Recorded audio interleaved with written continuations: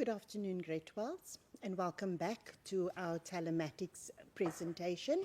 And today we're going to be looking at Term 1 revision. But before we go into that, I know we are all very taken aback with the changes we are faced with. And just a little quote from Alan Watts where he says, "The only way or the best way to face change is to just plunge into it, flow with it, and join the dance." Unfortunately, we're living in unprecedented times and we just need to flow with what's happening. So let's get started.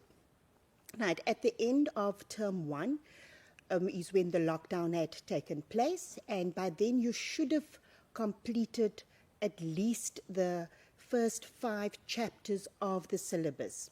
For those of you who did not get to the last chapter, hopefully after the lesson today you'll have some idea of what that is all about.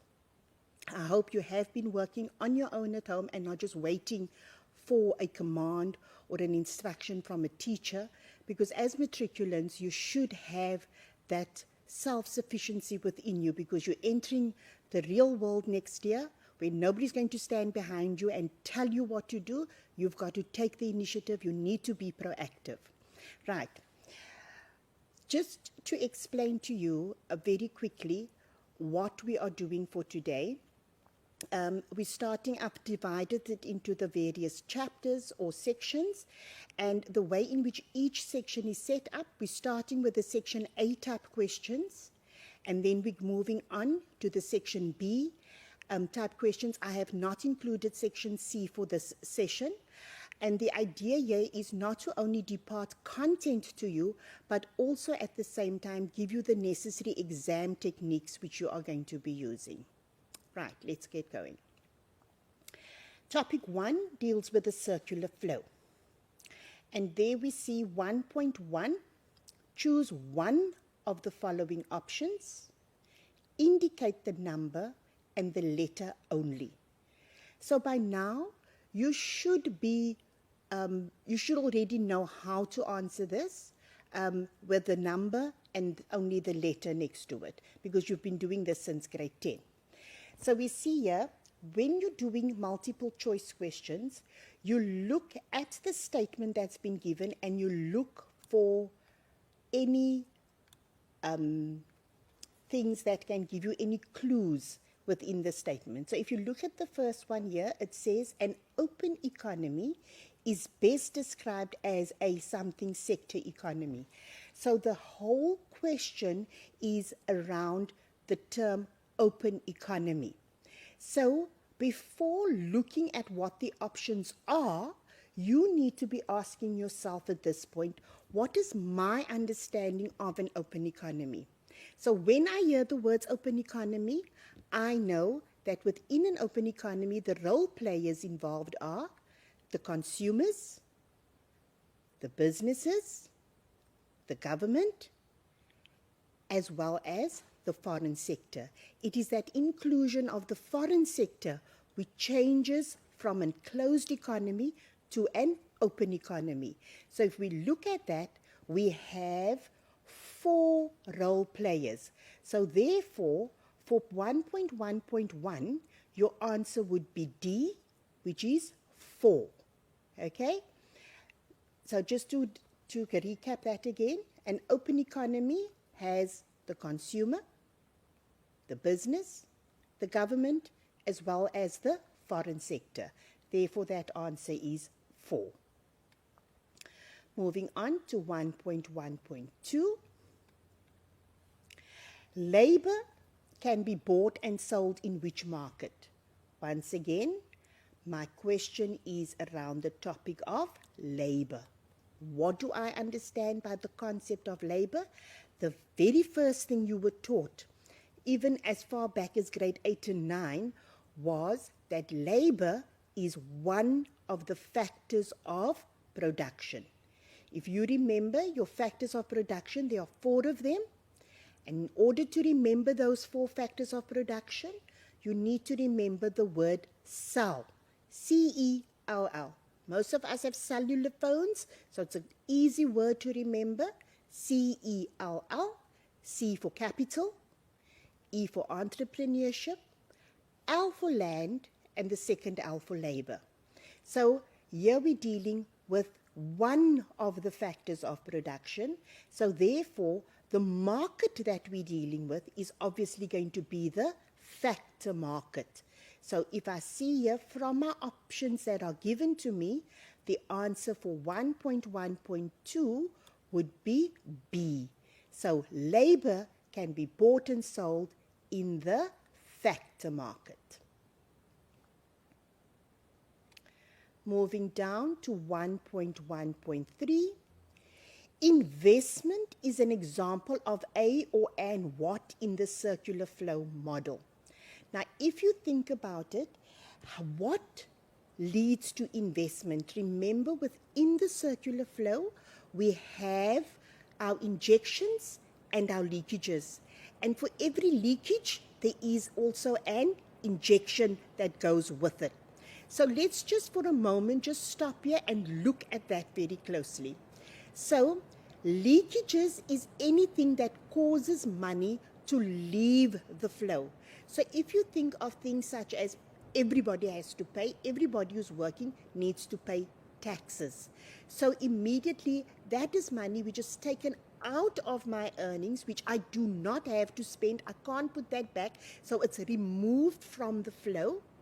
But those taxes is paid to the government, which government will use to spend on goods and services. So the taxes from the consumer is a leakage, but in the hands of government, those taxes become an injection again, because that's the money government is going to use to spend on public goods and services. The second leakage that we have is we also have our imports. Now this confuses a lot of kids. They say, but imports, you're receiving goods, how can that be a leakage? Yes, you're quite right. You're receiving the goods, but you are having to spend money to receive those goods. So imports causes money to leave the flow. So therefore that is a leakage. And the opposite of imports are your exports, because when you sell your goods to others, you are going to receive money in return for those goods that you're sold. So far we've got taxes is the leakage, the injection is government spending. Imports is a leakage, your injection is exports. And the last one is savings.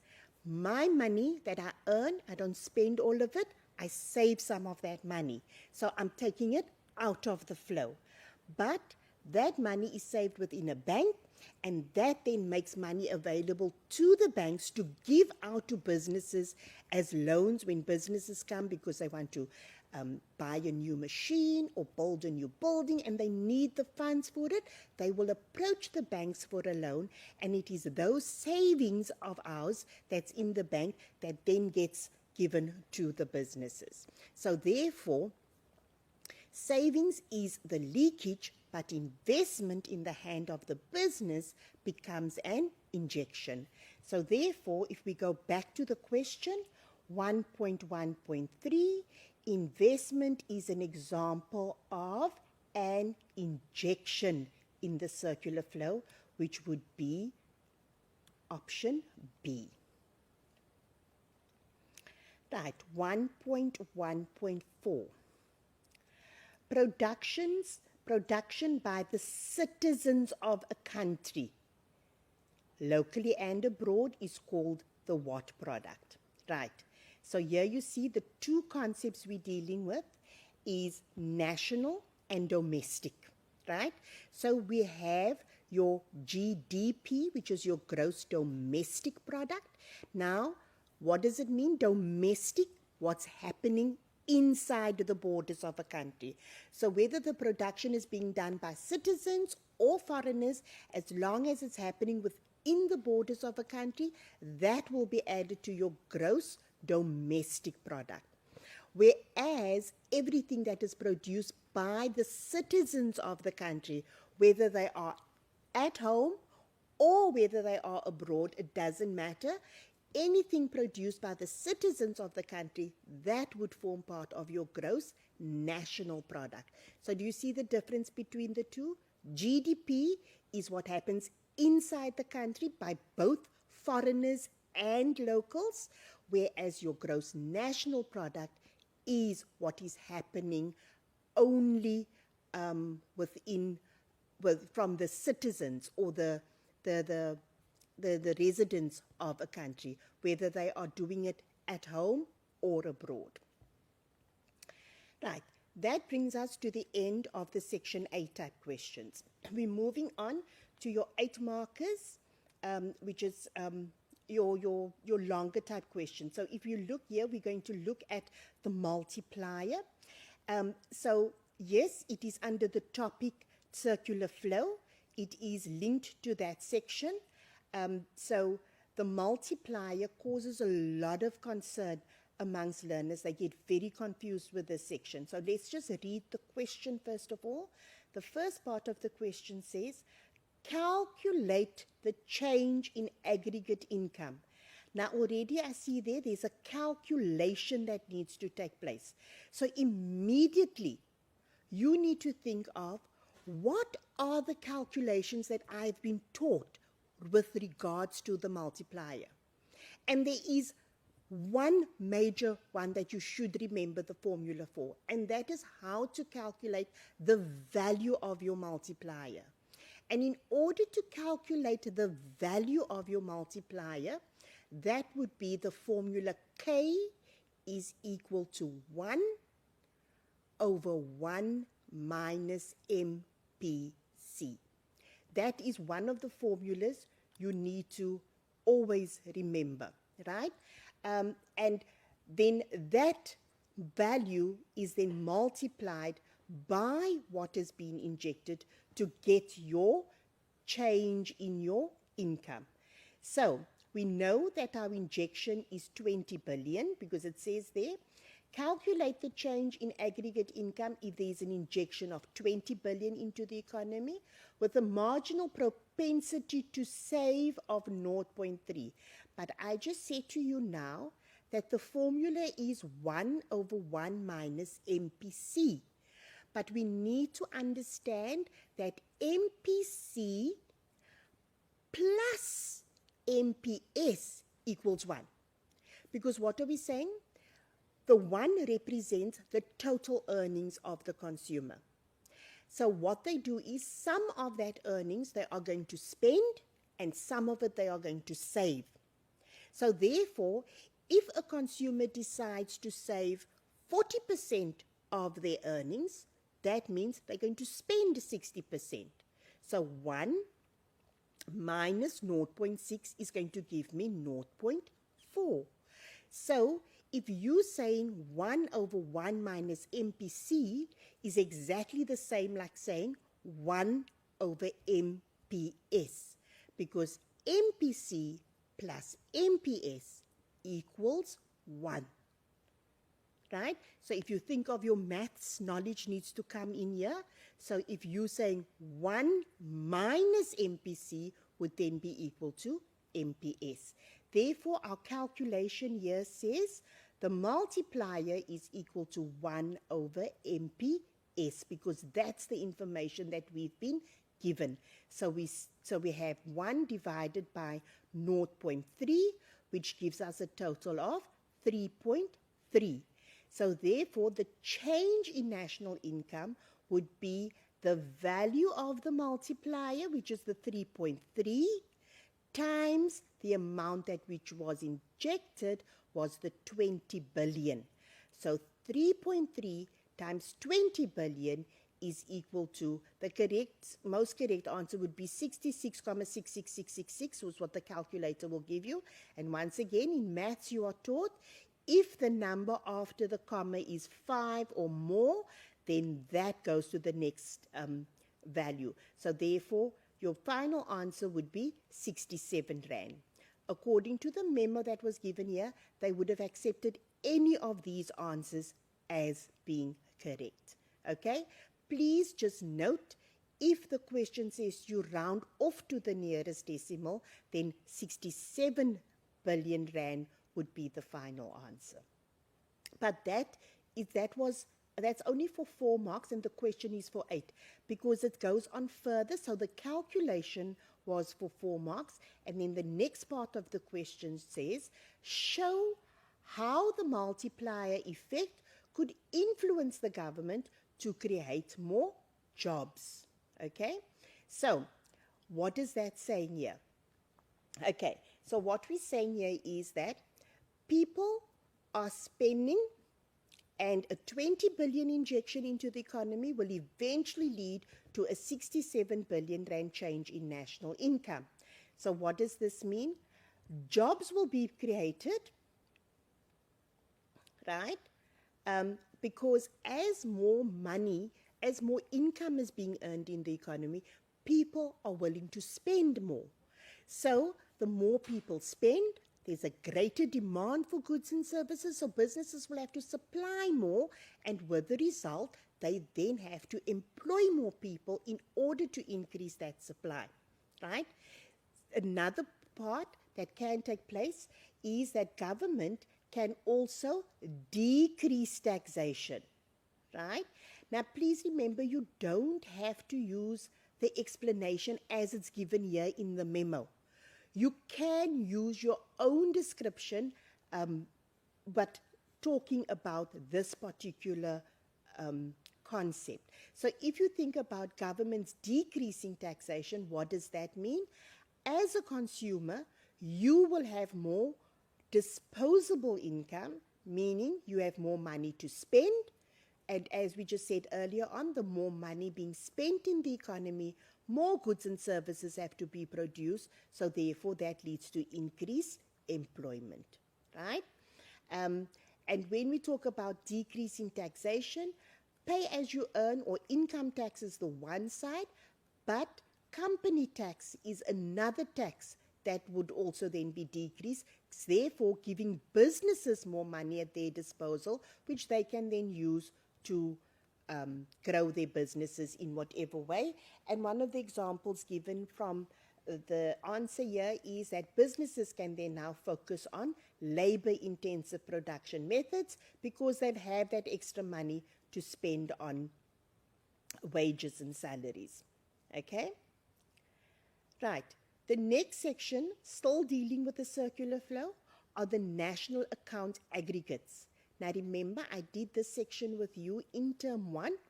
We looked at national account aggregates and we saw that there were 3 of them. And the 3, so when I see this heading, I should already see, oh, national account aggregates, I remember this. There are 3 ways to calculate GDP, and I said you remember the word pi, and P for production method, I for income method, and obviously E for expenditure method. You also need to remember what do each of these deal with. So your production method, you're looking at the various sectors. With your income method, you're looking at your factors of production. And with the expenditure method, you're looking at money being spent by the various role players in the economy. So let's look at our table that has been given to us, and from this table I see they talk about compensation of employees, which is wages and salaries, net operating surplus, which is profit, and consumption of fixed capital, which is depreciation. So from this year I can see compensation, wages and salaries, that's labor. Net operating surplus, another term for it is profit, which refers to entrepreneurship. So here I'm dealing with, once again, factors of production. So from what I just said to you, if I'm dealing here with factors of production, that I already now know which method we are dealing with here. And obviously the method being shown here is the income method. Now all of this I look at first before I look at the questions that follow. So now I know exactly what I'm dealing with. I'm looking at a table representing the calculation for GDP using the income method. Now I go and look at what are the questions that are being asked. Right, question 1, 1.3.1 says, identify the factor of production in the table above that receives the biggest portion of the national income. Now that is directly off the table. All you need to do is to go to your table and go and read which factor has got the biggest portion of national income. So you can't look at these ones, because these are totals. So we're going to ignore those ones, and we see where is the biggest number, and we find that 2051326 is the biggest number out of all of that, and that is compensation of employees. So who gets wages and salaries? Which factor of production receives that? That is the factor labor, right? So that's your 1 mark there. Which method was used to calculate? But we've already ascertained that when we looked at our question, so we already know that answer is the income method. Right, 1.3.3. Briefly describe the term basic prices. Please, you do not have to follow the answer given in the memo. You see here, it says accept any other correct relevant response. So all you need to remember when you're talking about basic prices, you are merely speaking about what is the cost of production. So when you're dealing with the cost of production, that is what basic prices mean. And remember, basic prices you only find in the production method and in the income method, not in the expenditure method. But the idea behind the term basic price means the cost, the raw cost of production. Okay. So even if you had to say that there, that basic prices refers to the cost of producing the product, you would have also been given the 2 marks there. 1.3.4. Briefly explain how subsidies can influence production. Right. So in order to answer this question, I need to understand what is the meaning of the concept of subsidies. Right. So let's just for a moment have a look at what is the meaning of the term subsidies. Now remember, in grade 10, you did methods of government involvement, and 2 of them dealt with subsidies. It was subsidies on producers as well as subsidies for the consumer, right? Now this particular question is dealing with the influence on production. So obviously you're looking at subsidies for producers. So why would government give a subsidy? Obviously, you are producing something which is needed in the marketplace. So therefore, they want to encourage you to carry on producing. So by them subsidizing your production, it means your cost of production is much lower. So what does this mean? When you sell to the consumer, you can sell it at a lower price. Alternatively, you could also use that extra funds that you have to increase the capacity of your production. So if you think of how it influences production, there are 2 things that happen here. You can either reduce your cost of production, or it encourages producers to increase output. Then the last question here is your 1.3.5. Calculate the gross domestic product at market prices A and show all calculations. So I need to go back to my table and see where have they put A, and I see that is where it is, GDP at market prices. So to get to A, I need to move from GVA at basic price to GDP at market price. Okay, so to get from basic to market prices, I have to add taxes on products and subtract my subsidies. So therefore, the final answer is then your 3871214, which is my basic price, plus the taxes of 484059, minus the subsidies, which is the 16415, and that gives you the final answer of 4338858. Okay? Now please look, your table says here rand million. So if you are giving this as your final answer, you are not going to get 4 marks, because they're going to subtract marks because you've left out the rand and you've left out the billion at the end. So you must ensure that you have the rand signed as well as the billion in there to get the full mark. Okay.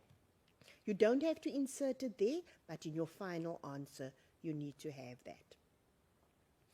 Right, that brings us to the end of topic 1, which is the circular flow.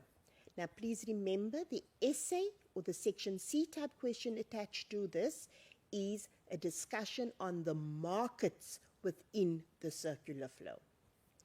Right, topic 2, business cycles. We start again with a section A type question. Choose one of the following. Indicate the number and the letter only. Right, we start with 2.1.1. Speaks about the peak of a business cycle.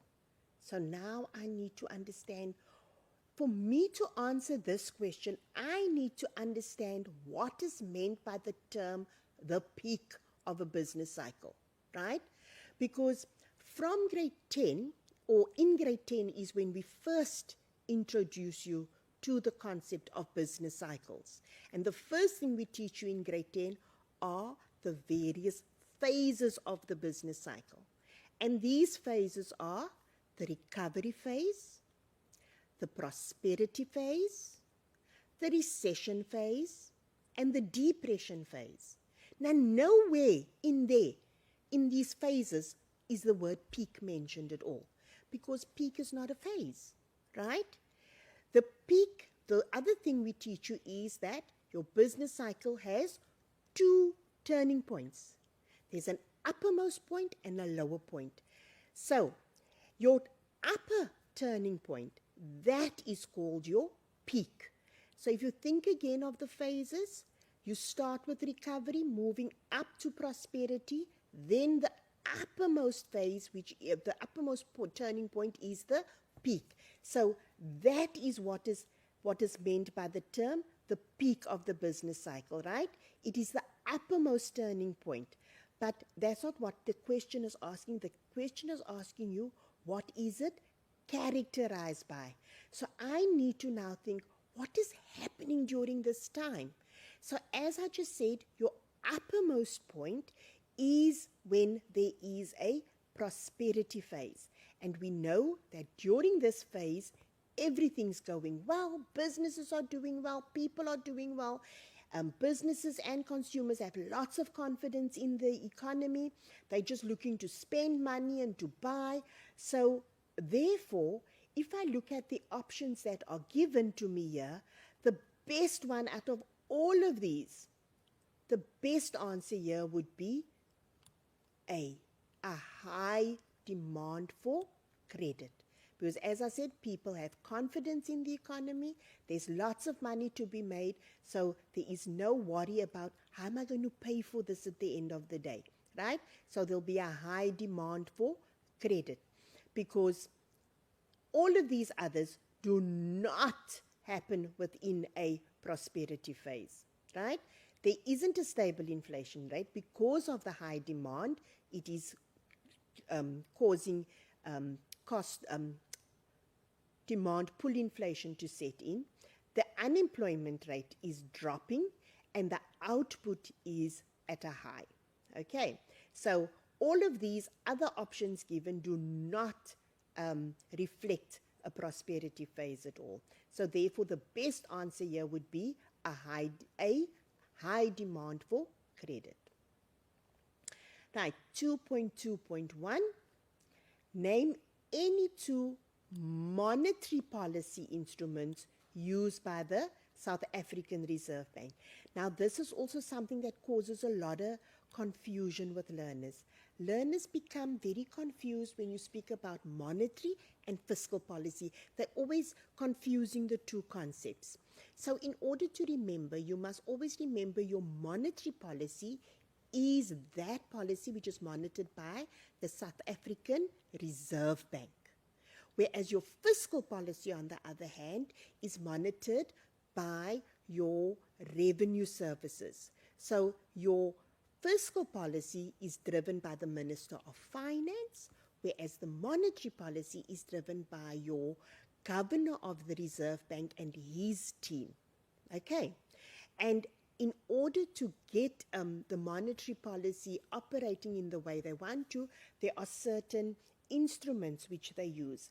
And so now they want you to give any two of these instruments, right? So if you think of the instruments that the monetary policy uses, we all know that the Monetary Policy Committee meets every second month to set the repo rate. So that's the first instrument, is the interest rates, okay? Then they also have other instruments such as open market transactions, cash reserve requirements, foreign exchange controls, etc. Okay, so you only needed to mention two, any two. So there you have a list of 5 or all of the instruments that's used. You only had to mention 2. Okay, so any 2 of these will be accepted as the correct answer.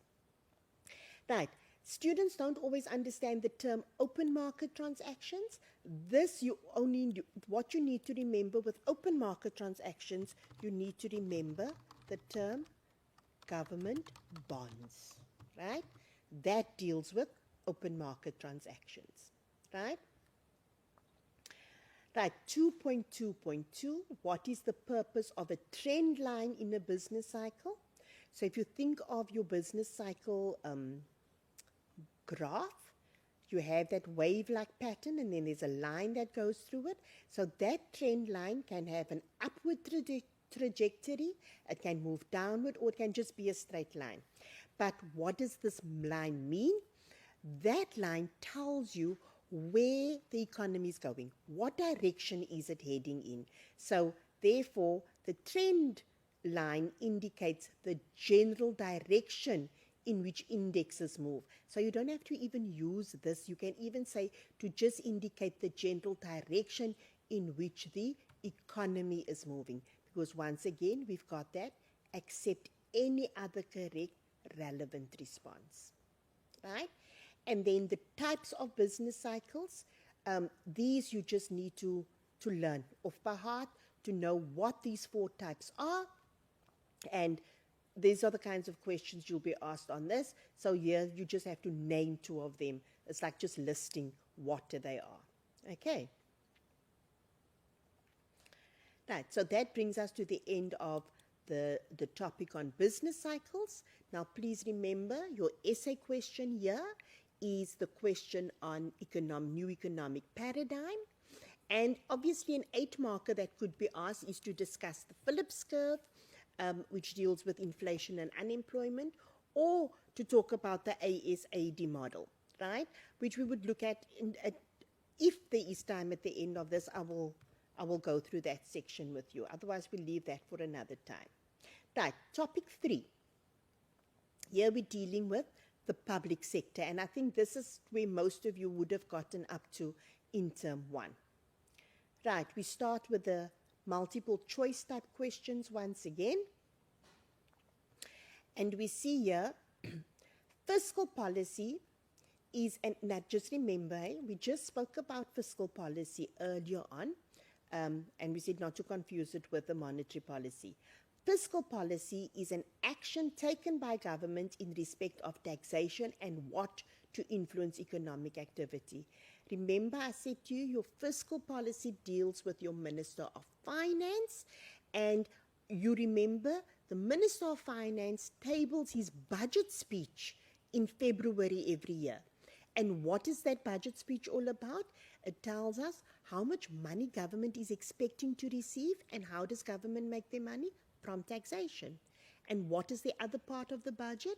They then tell us how they intend spending this money. So your instruments of your fiscal policy is taxation and government spending. So if I look at the options given, the term government spending is not here, but at point B, they talk about expenditure, which is what government spending is, it's expenditure.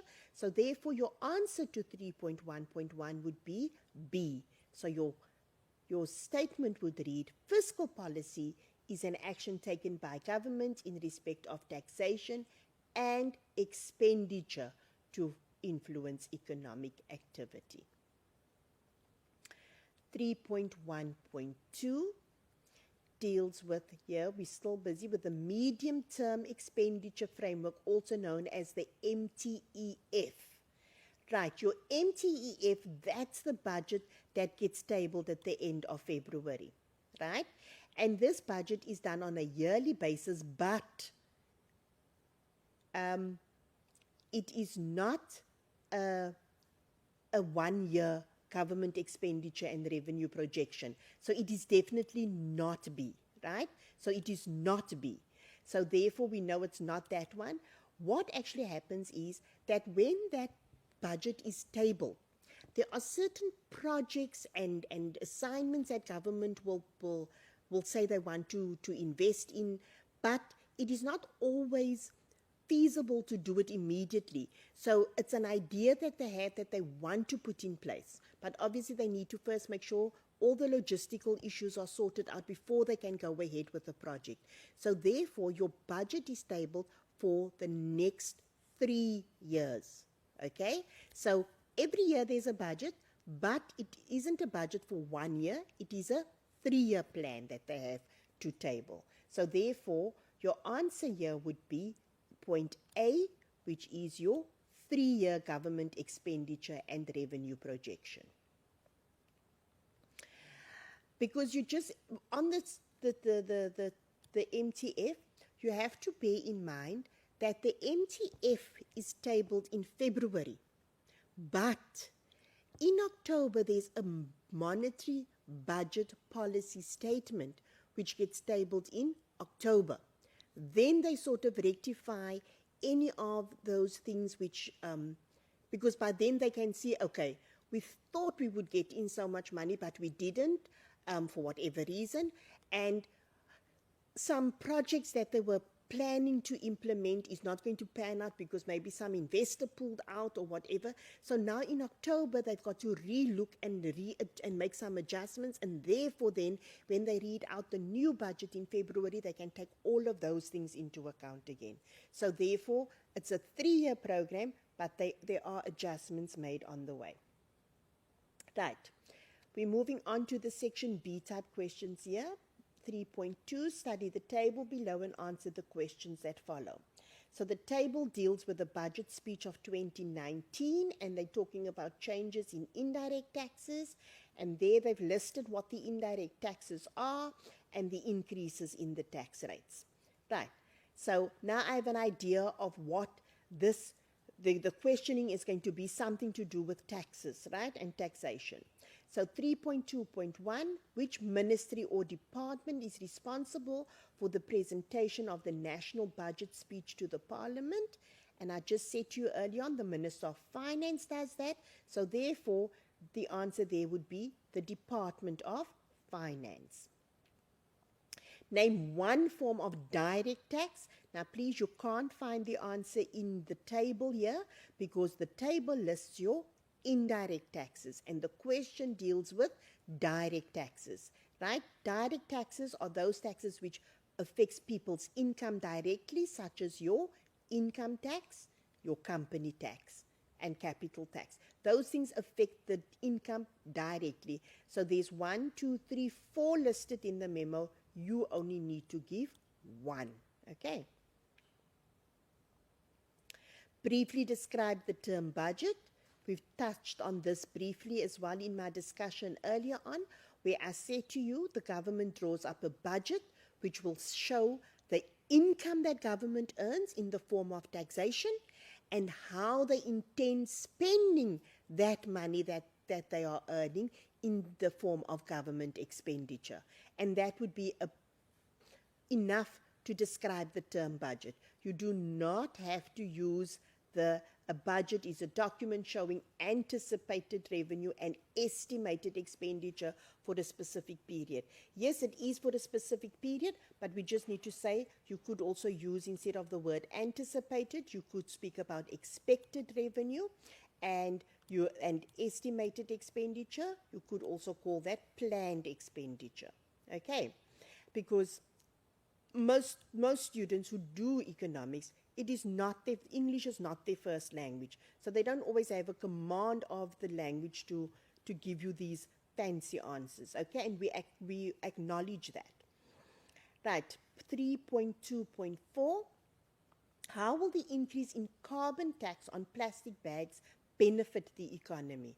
So obviously we already know the reason that this was instituted is obviously to fight the scourge of the pollution that we're suffering with. So obviously an increase in that, it will reduce the environmental pollution, and also taxation being an income for government, it is going to increase the government revenue, or you can just say it will increase government income. That would also be acceptable there. Right, that was a very straightforward question. 3.2.5. Briefly describe the extent to which the government addresses economic equity. Okay. So here they're not being very specific. This is a very open-ended question, in that they're not saying to you what are the positives or what are the negatives. They're just saying to you, to which extent do they address the issue of economic equity? So some people will argue and say, no, they're not addressing it at all.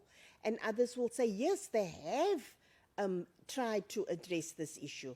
So it doesn't matter which stance you take in answering this, either will be accepted. Okay. So you see here,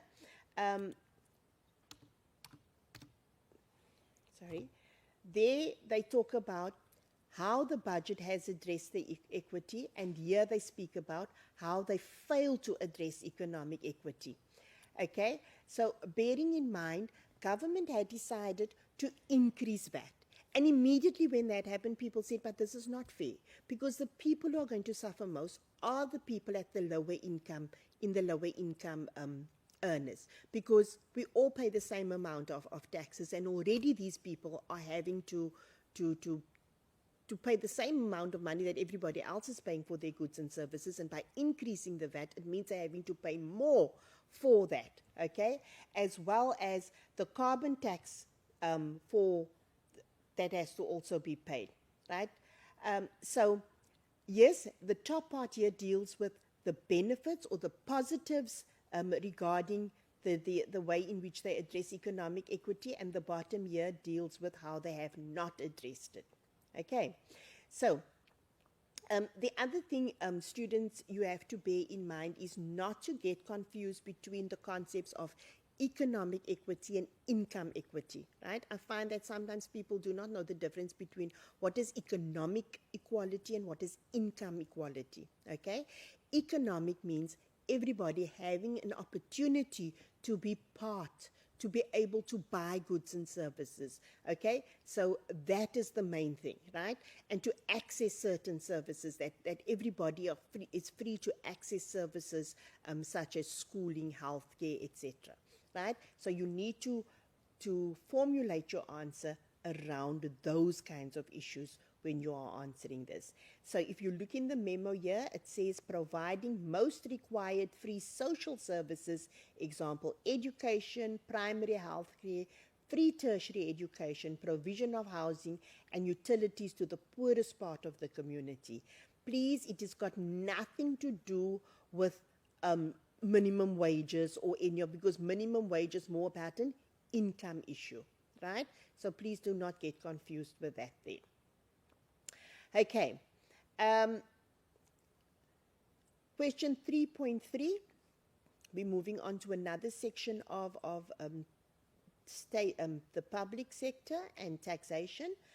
Right, there's what is left off here is obviously the term tax revenue.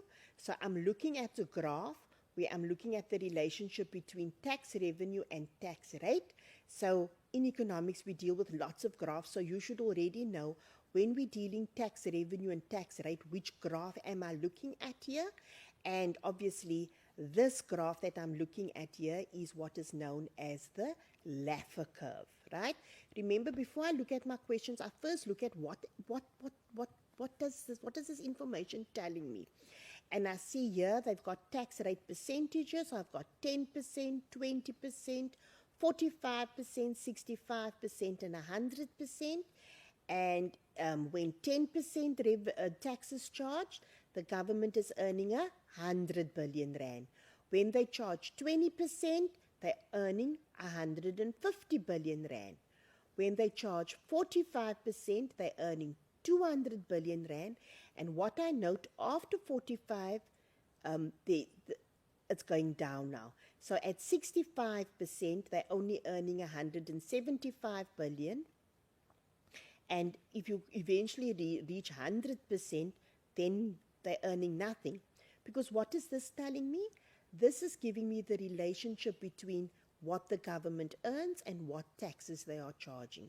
So automatically what it's saying here is, depending on what you are earning, so if you're having to pay 10% of your earnings, what that means is for every 100 rand you earn, 10 rand is going to the government.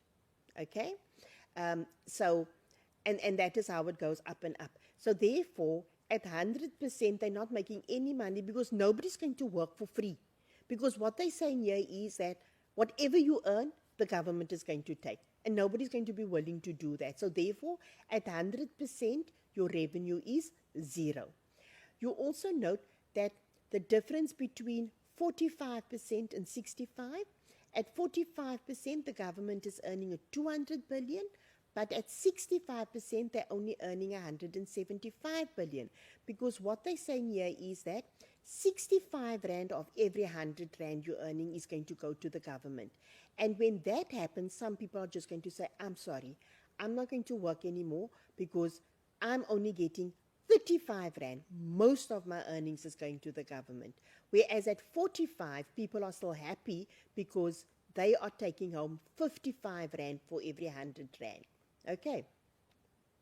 Let's go and have a look at the kinds of questions they ask.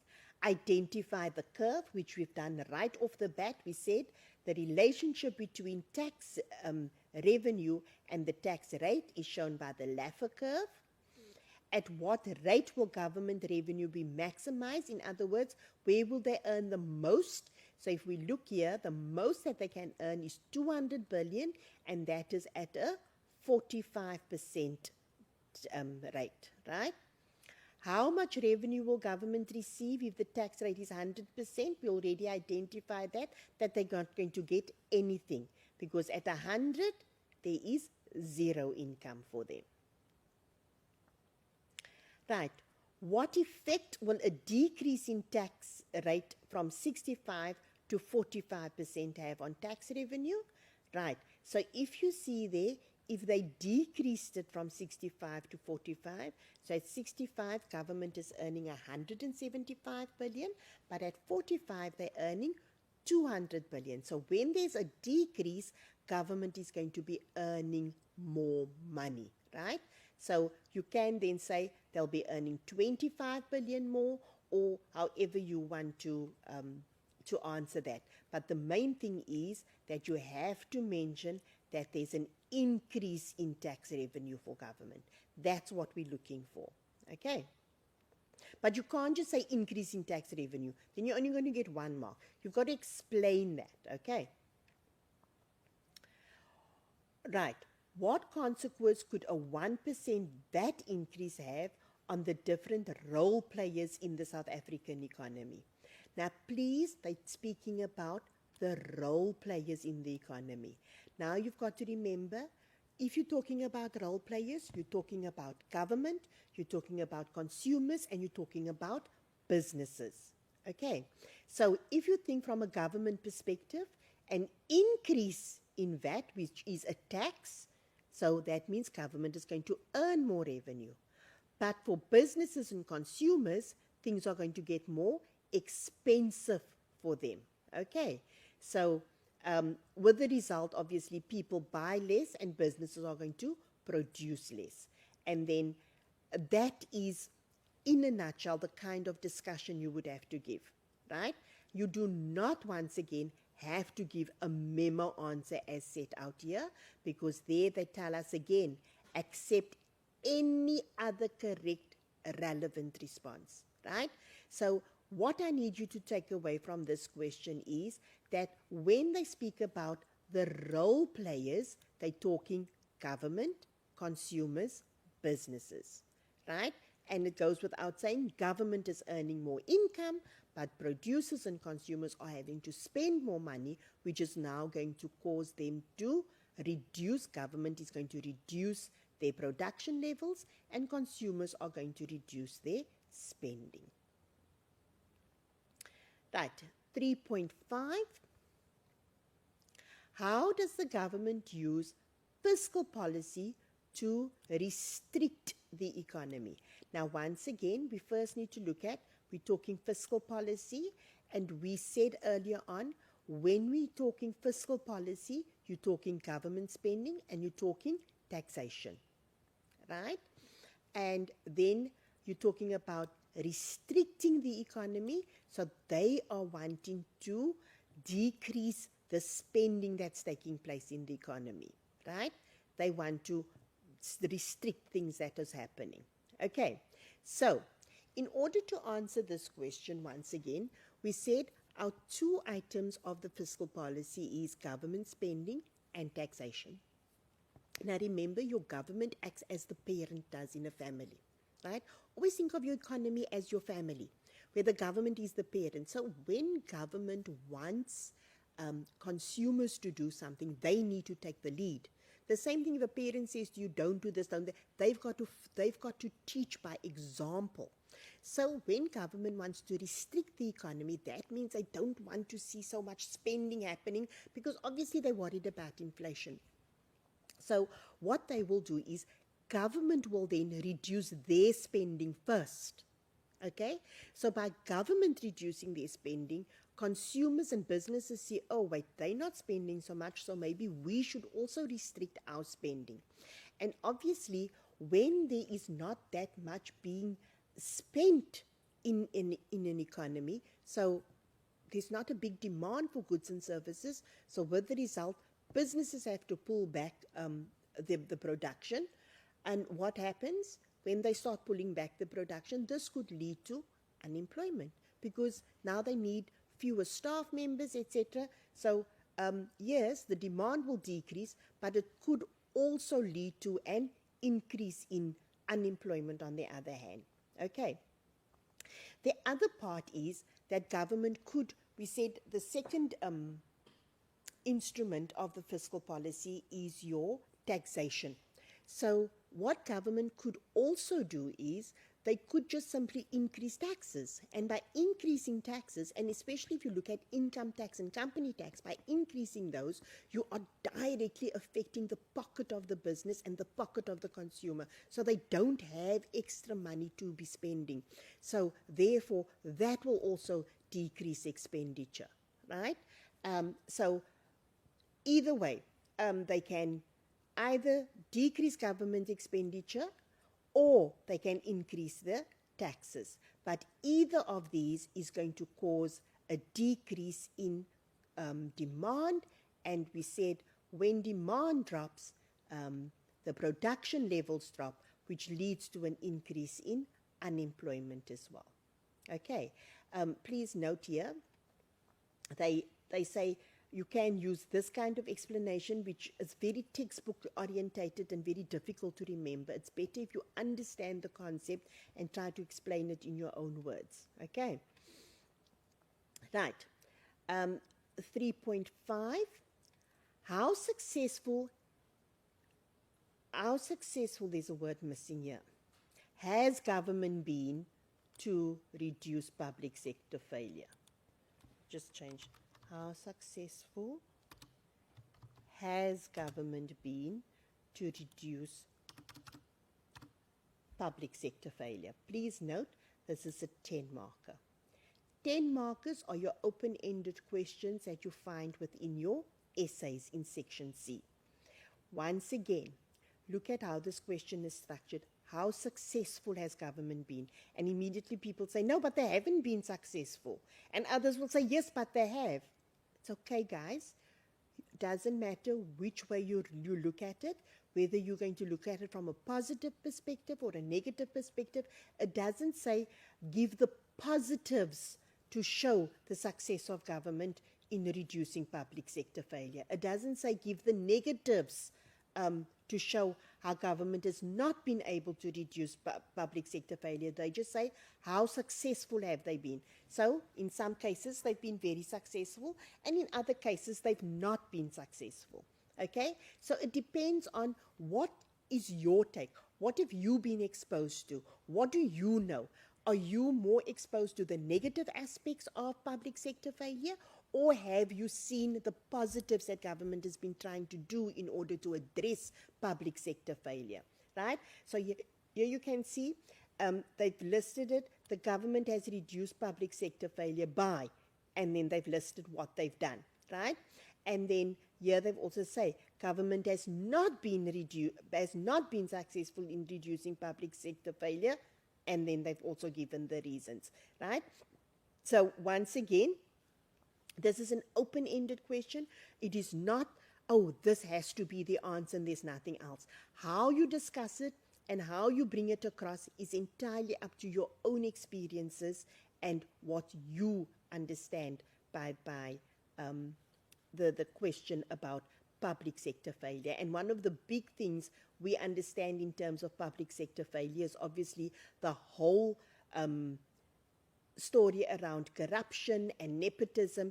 And we also know how they've tried to address that problem was obviously through their auditing and all of those, right? So this is a kind of question that it's not something you can study for. It is entirely up to how much reading you've done outside of the textbook, how much you've involved yourself with what's going on around you, and your understanding of what is happening. Okay, grade 12s, at this point, I would just like us to take a break, stretch our legs, have a cup of coffee, and we'll continue shortly. Thank you.